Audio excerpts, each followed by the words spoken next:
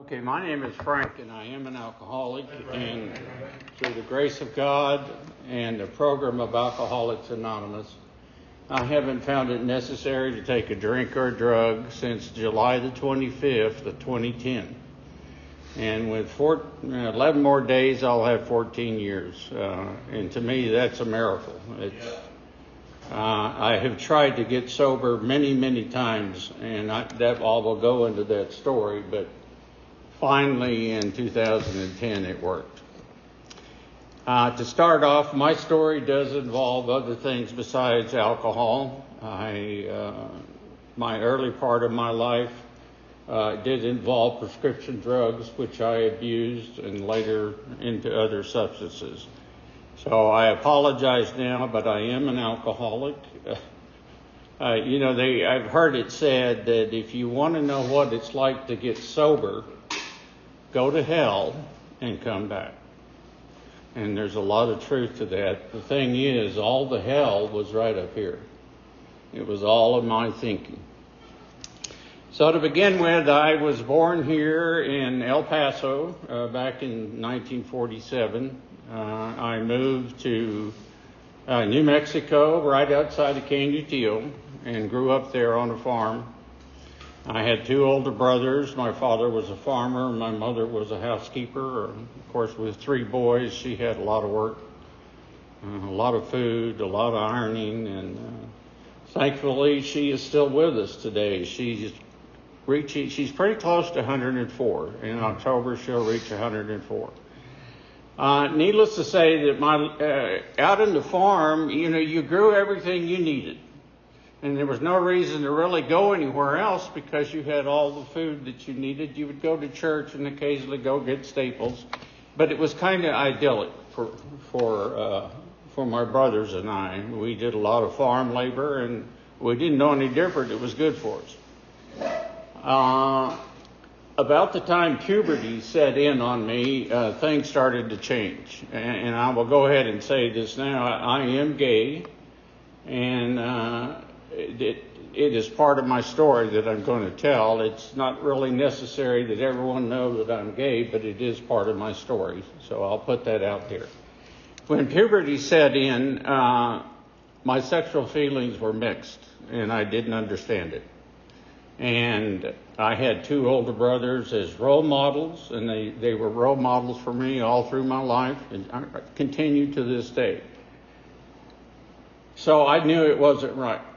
And so about when I was 14, I was experiencing a lot of migraine headaches, and they were rather severe. If anyone knows what migraines are, they're ugly. I was sent to a doctor and for a physical, and it was one of those blood tests and x-rays and all that stuff that they did way back then. And after it was all done, they couldn't find anything that was wrong with me, but the doctor did provide me some sex counseling. And so on his faith, I trusted him, and I told him I had these homosexual feelings. And he advised me to never share that, to keep it to myself, and go on and live my life. And unfortunately, I took his advice. And so I was, the word fear comes in a lot in this program. And needless to say, I didn't know it at the time, but I was reacting with fear. And so I was going to follow everything that everyone else was doing as long as I looked normal. And that was important. I looked normal. About the time in high school, I injured my back pretty severely, and I ended up with a doctor, and guess what they give you for back pain? Pain pills. And also the doctor I saw for migraines, pain pills. And so I was introduced to medication, and it relieved a lot of my problems, believe it or not. I started feeling good, and that fear that I didn't know about disappeared. And I figured I've got it figured out. I know what I need to do the rest of my life. I didn't actually say my life, but that's what I'm going to do. And so I set about living my life as a normal straight man. I went and got married. I have children. I have grandchildren. And I was a chameleon. I was able to be whatever I needed to be, wherever I was. I was very protective of myself, and I could appease anyone. It was just part of my character defect. A little bit about, I ran a scam to get my drugs. Way back in the time, it was you could get a prescription from one doctor and have it filled, and you could get a prescription from another doctor and have it filled. And I had all these doctors filling prescriptions, and none of the pharmacies knew like they do today. None of the doctors knew like they do today. And thankfully they do. And I think it's a good plan because, it wasn't the way to go. After 20 years of marriage, I felt like, by the way, I was faithful to my wife. But after 20 years of marriage, I was about to explode. I was just miserable. My drinking had started, along with the pain pills, because I couldn't always get my medicine. So I went to alcohol. That was my backup plan. And things were not going well. I said I was a teacher for a number of years, and that came to an end after 6 years because you can't do drugs and teach school. It doesn't work. It doesn't mix. And eventually I left that and I moved to Kansas, and I worked for several different companies, but I ended up back in El Paso when I married and had my children. And at about 20 years into marriage, my wife and I separated. I told her what was going on. I took my kids out to eat, and I told them what was going on. There were a lot of tears, but you know what? My ex-wife is my best friend today. I think she's the angel in my life. And she could see some good in me, even though all I could see was bad. And that's really where most of my drinking and drug use was. I didn't feel worthy. After I separated, unfortunately, they say it came out of the closet. I moved to an apartment, and then I just went crazy. I started drinking, and I went to bars, and I got into problems. I like to say the gay community chewed me up and spit me out in about 5 years because it was not a good place for me, and it just wasn't working. I'm glad I'm not in that situation anymore.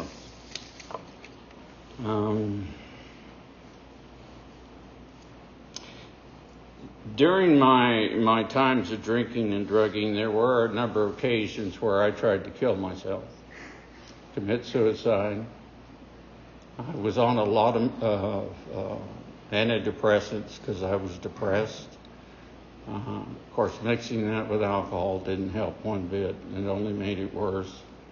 And I've been, we talk about blackouts in this program where you drink too much and you don't remember. Well, my blackouts were comas because I've been into 2 of them, and each one of them lasted for 5 days. And I can still remember waking up and seeing the family looking down at me, and it just burns in my brain what I've done to them.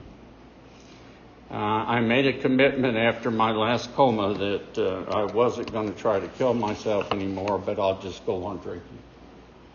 Keep on drinking, as if that wasn't killing me. It's kind of our skewed, twisted thinking.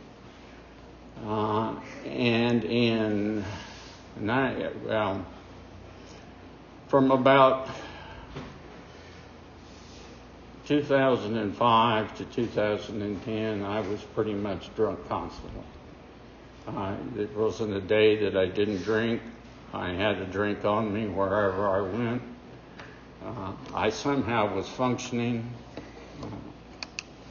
I sort of had a job. I had been retired from several companies, but it turned out they needed me worse than, so they couldn't let me go, It was one of those kind of situations, and I would go in and do my work and then go home and get drunk. As long as I kept up my end of the bargain, they were happy. They didn't care what I did. But the last 5 years of my life, it's really a blur. My family have given up on me. They were good Al-Anons, even though they didn't know it. They detached with love. They were there for me whenever I needed them. But again, I was too ashamed. I didn't want to see them. I didn't want to hurt them. I didn't want all that pain to come up again.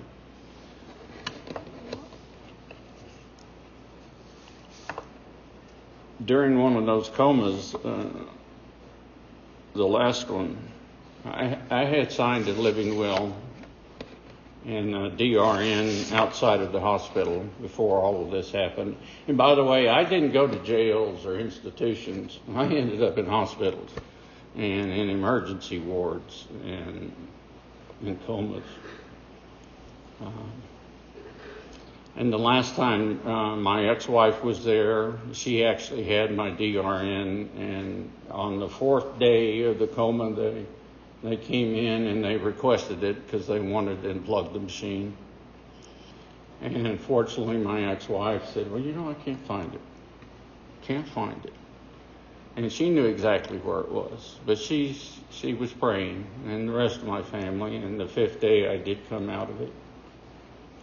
Again, to see the family all around, and the heartache, and me just totally confused.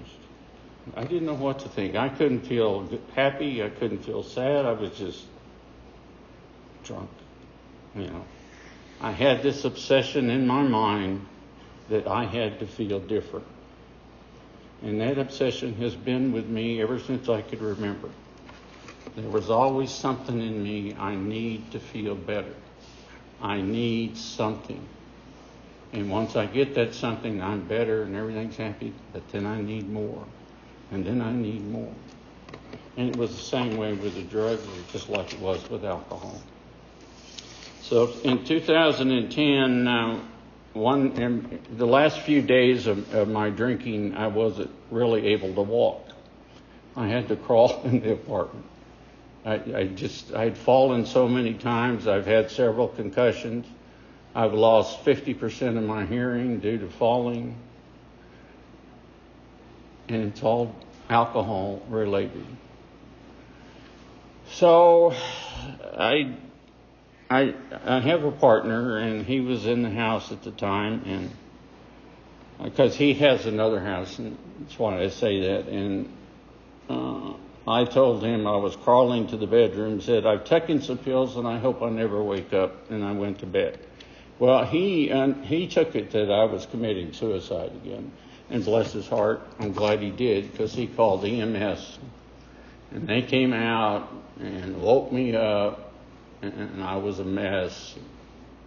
They took me to UMC again. I have been there quite often, and God, it was terrible. They had me drink this stuff, charcoal. I don't know if any of you have ever been down that road, but Sherry knows. I think, as a nurse, she knows that stuff. And it was god awful. And finally, I threw it up. And finally, they sobered me up enough to go into a room and visit with a psychiatrist. And it's one of those things where, are we going to keep him or let him go? Kind of situations. And so I was sitting in this examination room, and I was feeling just all kinds of emotions. And I started thinking,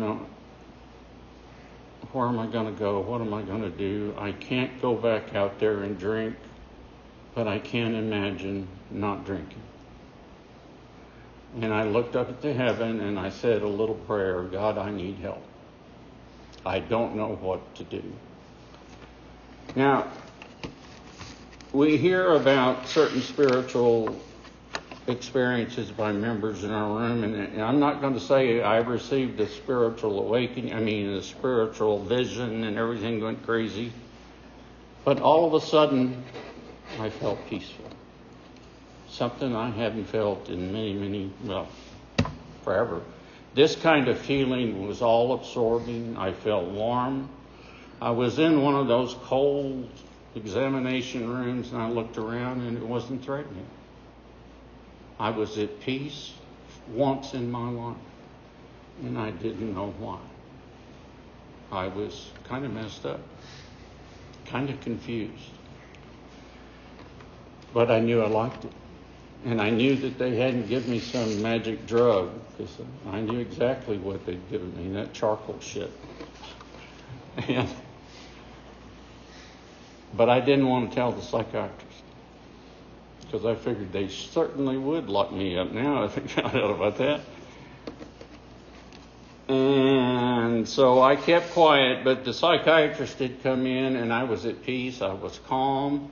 I knew exactly what they were going to want to hear from me, and that's, do you live with someone? Do you have family support? Do you know about AA? And so I had all the questions answered, and I was very honest with the psychiatrist, and so they let me go. And I'm still confused by the way I felt. I left that hospital with my partner, and I was still shaky. By the way, I was still going through withdrawals too. And it dawned on me, here I am, I don't want to drink. I have been lying to myself. This voice in my head has been telling me I don't have a choice. You have to drink. You have to feel different. And all of a sudden I realized that voice in my head is not always friendly. It doesn't always look out for what's best for me. And so I have what, in the doctor's opinion, Dr. Silkworth makes reference to a psychic change. And if you look up psychic, it means a change in view. And so I realized I'd had a psychic change. All of a sudden, everything that was negative was no longer negative. It's as if I was on the other side of the mirror looking through it, and everything was okay. Well, I had been exposed to AA. I first came to AA in 1990. I went through a 28-day treatment center, and I got educated on AA. I knew all the right answers. I knew all the lingo, and so when I came in 1990, I enjoyed myself for 3 months, and then I got drunk on mouthwash and went back out. But during that time, I knew that there were stories in the big book about sudden changes in personalities, that Bill W. had gone through it, and that other people had gone through it. Even though they weren't exactly the same, they were a psychic change. And so I had to sober up first. I could not just go walking in. I couldn't walk very well. I was very wobbly. And it took me a week of sweats and chills and all the things we go through getting sober. And it probably wasn't a good idea. They say that's not a good idea. You ought to have some medical attention when you're withdrawing. I was tired of doctors. I didn't want to do that. And so I laid in my bed, and finally after a week, I was able to get up and walk around my house, and I started putting the plan together to go to AA. And I got all the meeting schedules, and I had them posted. And the day came, and I went to Gratitude West because it was close by, and it said it had a meeting at 6:30 in the morning. So I went, and I was there at 6:15, sitting in this room waiting for a meeting that it didn't start at 6:30. And I looked around. Finally, a gentleman came in and says, "If you're looking for the meeting, it's over here." And it doesn't start until 6:45. And that was the beginning of my first meeting. And the old saying, 90 meetings in 90 days,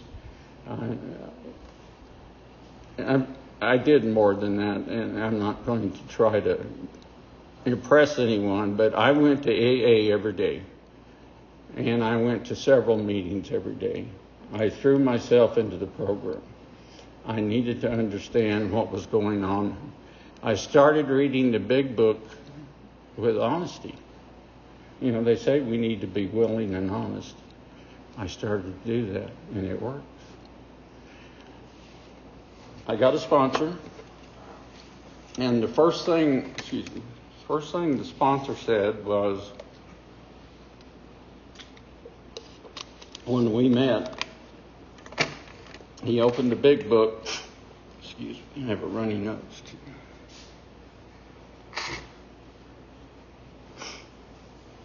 He opened the big book to how it works, and he pulled up this passage that says, the alcoholic is selfish and self-centered, even though he doesn't think so. And you know what? I didn't think so. I said, well, I'm not selfish. I'm not dishonest. And I had to work on that. So I went to a meeting one day, and there was a guy we were talking about self-centeredness. And he said, you know, every time I took a drink or a drug, I was only thinking about me. And that is being self-centered. And it finally clicked. There I go again. Here's this mind of mine that's telling me things. I need to start working the steps to understand what my mind is telling me all. That voice in my head is always telling me things that are not true, or they lead me down to judgment. They lead me to think I know better, and I have to back off from that.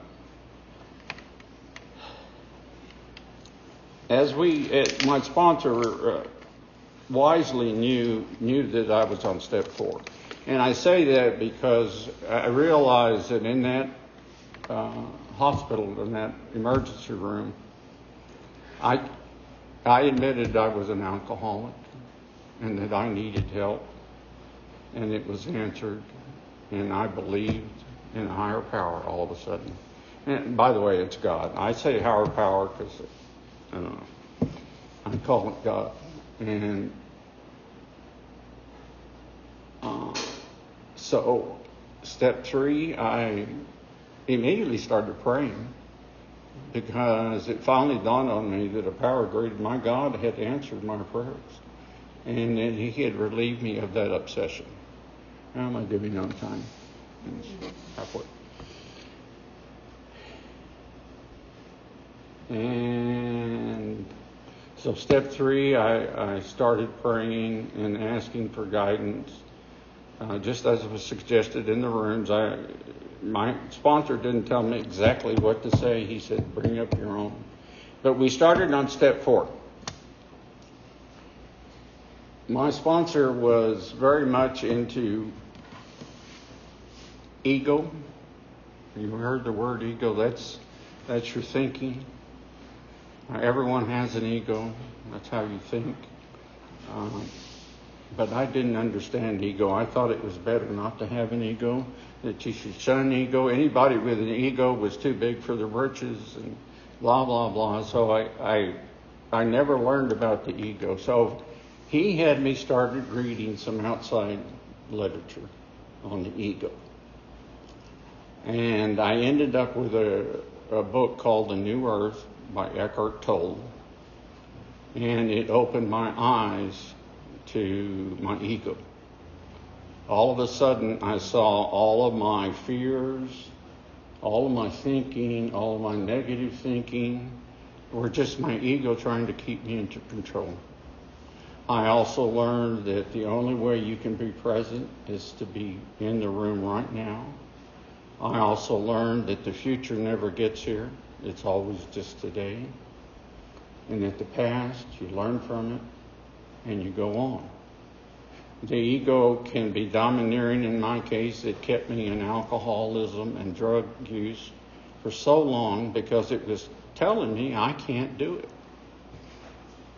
And I really benefited from learning about the way my mind works. And it helps me today. It's how I stay calm. Every morning I get up, and sometimes I don't get up very energetically, But at some point, I come to the realization is I don't have to do anything, but I get to do things. I began to look at my past, and I learned of all the gifts that were given to me. And this happened because of step 4. In step 4, I realized that I had an ego that wanted to keep me down here, told me I wasn't good enough. I idolized my brothers, and I could never be like them, so don't try. Don't try to do the things they did. Just stay in the background. And that's how my ego would control me. So when I got out of feeling sorry for myself, the world started to open up. In step 4, I said I didn't have any resentments, and I would really struggled. There's a big section in there about resentments. And I just couldn't find any resentments. But if you go just a little bit further, it talks about fear. And bingo, that's where I started to list all my fears. And this is when I learned about my ego. My ego was suppressing me because I never thought I could equal what my brothers did. That was the basics. And when I saw that, I thought, you fool. My brothers have been nothing but helpful. They've always told me, do your own thing, Frank. You don't have to do like we do. But somewhere deep in my mind, I always judged myself to what other people were doing.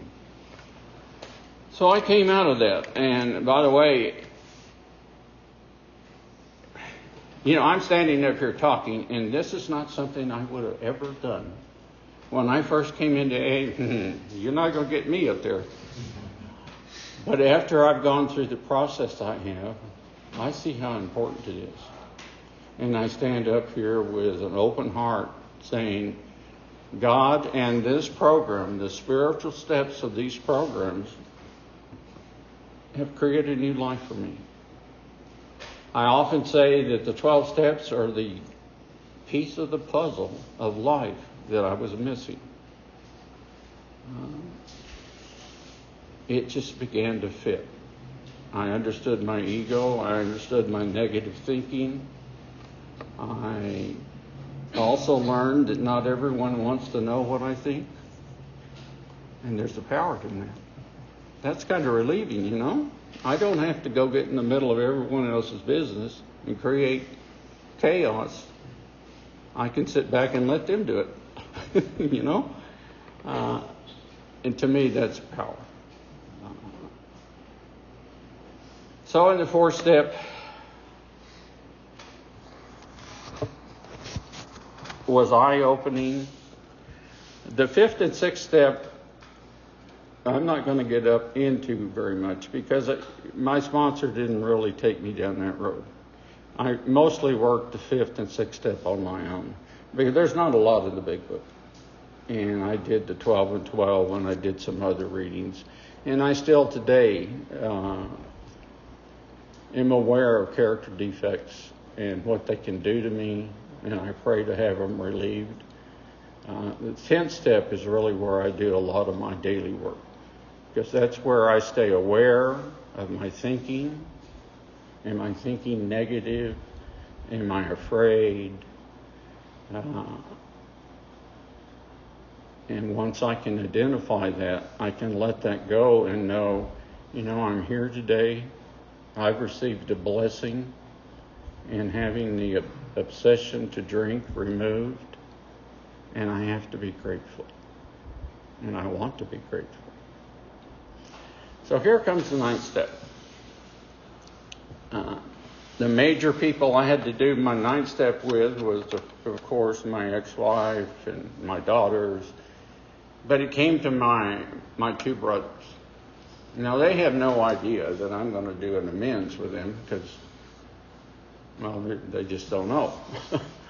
But I sit down and I tell them about the program, and one brother lives here, and I go out, his wife is there too, and I'm sitting there and talking, and I look over, and he's asleep. And I laugh. I said, that's my brother. This is the brother that's always been there, that always knew. He has a lot of faith, and I just love him to death. But I went ahead and did my amends with him, and I did my amends with my older brother who lives in Corrales. And then I had my spiritual awakening.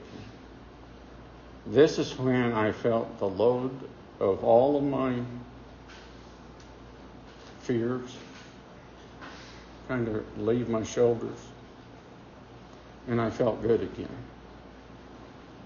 And I almost didn't know what to do. I felt so good I didn't know what to do. But don't worry, my sponsor came to the rescue, and it's called service work.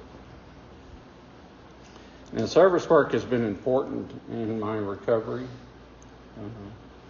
Coming and telling my story is part of that service work. But I also, along with Sherry and other members of this club, get involved in Jamboree. And it has kept me in contact with AA. Because of the pandemic, things have changed for me, and because my mother has moved down here, I'm pretty much a health caregiver on a daily basis. So my attendance at meetings has been sparse, but I still stay in contact. I'm on the intergroup, so I know what's going on, and things will change. Life will change, and I'm blessed. Another thing, I mentioned once before that I look at my life as full of gifts. And I think God has given us all gifts. They're not the same gifts, but we all have certain capabilities. We have this mind up here that we can use if we put it to good. And I realized it was a gift that I was born. It's a gift I had the family I did. It's a gift I got to go be educated. Now, this is different from Frank the drunk. He couldn't even grasp those kind of concepts. And I looked through my past, and I honestly, there have been times I don't know why I'm alive. I have been given the gift of life over and over again. I was in a relationship with a man who lied to me about his HIV status. And I was in that relationship for 2 years. And fortunately, I didn't get HIV. Why? Who knows?